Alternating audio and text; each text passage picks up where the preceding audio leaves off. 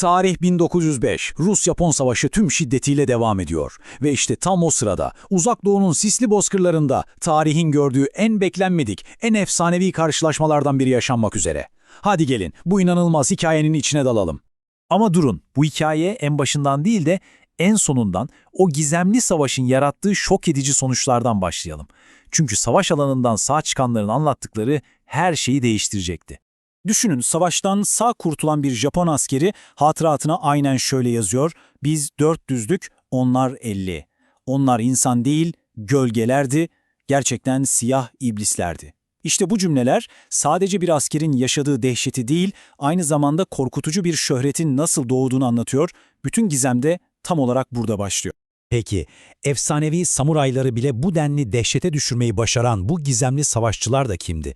Ve anavatanlarından binlerce kilometre uzakta o savaş meydanında ne arıyorlardı? Şimdi birbirinden tamamen farklı kökenlere ve bambaşka motivasyonlara sahip bu iki gücü biraz daha yakından tanıyalım.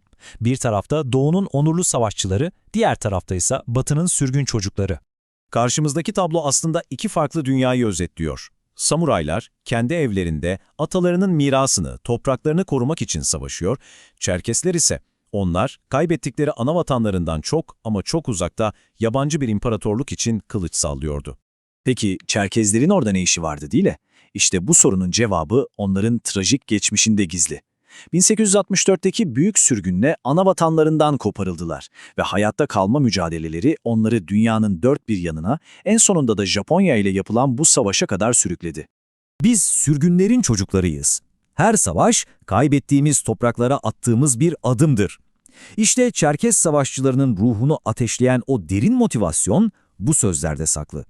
Onlar için bu savaş sadece bir görev değildi, kaybettikleri kimliklerine ve topraklarına duydukları o dinmeyen özlemin bir yansımasıydı. Şimdi hikayenin en ilginç, en felsefi kısmına geliyoruz. Bu iki düşman savaşçı grubunu birleştiren o beklenmedik ve gerçekten çok derin ortak noktaya odaklanalım. İşte en kritik nokta tam olarak burası. Düşman olmalarına rağmen samurayların savaşçının yolu anlamına gelen Bushido felsefesiyle Çerkezlerin yeminli savaşçılarını anlatan abrek ruhu aslında aynı kaynaktan besleniyordu. Her ikisi için de onursuz bir yaşam, şerefli bir ölümden çok daha korkunç bir fikirdi. Savaş başlamadan hemen önce samuray liderinin bu sözleri onların felsefesini çok net bir şekilde ortaya koyuyor. Savaş alanı onlar için onurun en saf haliyle yaşanacağı ve ölümle taçlanacağı kutsal bir yerdi. Ve Çerkez liderinin bu sakin ama bir o kadar da tüyler ürpertici cevabı, işte bu cevap durumu tamamen değiştiriyor. Bu sözle birlikte savaş alanı iki farklı onur anlayışının çarpıştığı devasa bir düello meydanına dönüşüyor. Ve şimdi hikayenin doruk noktasına, savaşın tam ortasına geliyoruz. Gerilimi hissedin, çünkü birazdan tanık olacağınız şey akıl almaz bir cesaretin ve stratejinin öyküsü. Şu rakamlara bir bakın. Bu basit bir istatistik değil. Bu imkansızlığın ta kendisi. 400 tane eğitimli samuraya karşı sadece 50 Çerkes süvarisi. Yani kağıt üzerinde sonucun ne olması gerektiği çok açık ama savaş meydanında matematik her zaman işlemez. Peki 50 kişi kendisinden 8 kat daha kalabalık bir orduyu nasıl yenebildi? Cevap, gölge taktikleri adını verdikleri şeyde gizliydi. Çerkezler sayısal dezavantajlarını akıl almaz bir hareketlilikle avantaja çevirdiler.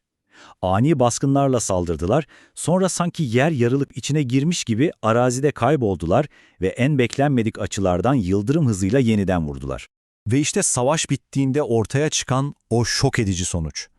Bu rakam o kanlı çarpışmanın ardından hayatta kalan samurayların sayısı.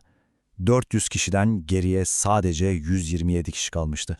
Savaşın bu sonucu sadece bir zafer ya da yenilgi değildi. Aynı zamanda efsanevi bir unvanın da doğuşuydu. Şimdi bu ismin nasıl ortaya çıktığını görelim. Bu sözler hayatta kalan samuray liderine ait ve bu bir yenilginin itirafından çok daha fazlası. Bu, kendilerini yenen savaşçılara duyulan en derin saygının ifadesi. Siyah iblisler adı bir düşmanın verebileceği en büyük onur nişanıydı aslında. Ve bu saygının bir sonucu olarak Japonca'da Çerkezler için yepyeni bir kelime doğdu: Kokushimajin. Yani siyah iblisler. Bu sadece korkutucu güçlerini değil, aynı zamanda hayranlık uyandıran cesaretlerini de simgeleyen bir isimdi. Bu savaşla birlikte Çerkezlerin mirası Japon tarihine sonsuza dek mühürlenmiş oldu. Bu inanılmaz hikayeyi sizi biraz düşündürecek bir soruyla bitirelim. Savaş alanında sadece bedenler değil, iki büyük onur yasası birbiriyle çarpıştığında ortaya ne çıkar? Sadece bir zafer mi? Bir yenilgi mi? Yoksa düşmanların birbirine duyduğu saygıdan doğan ölümsüz bir efsane mi?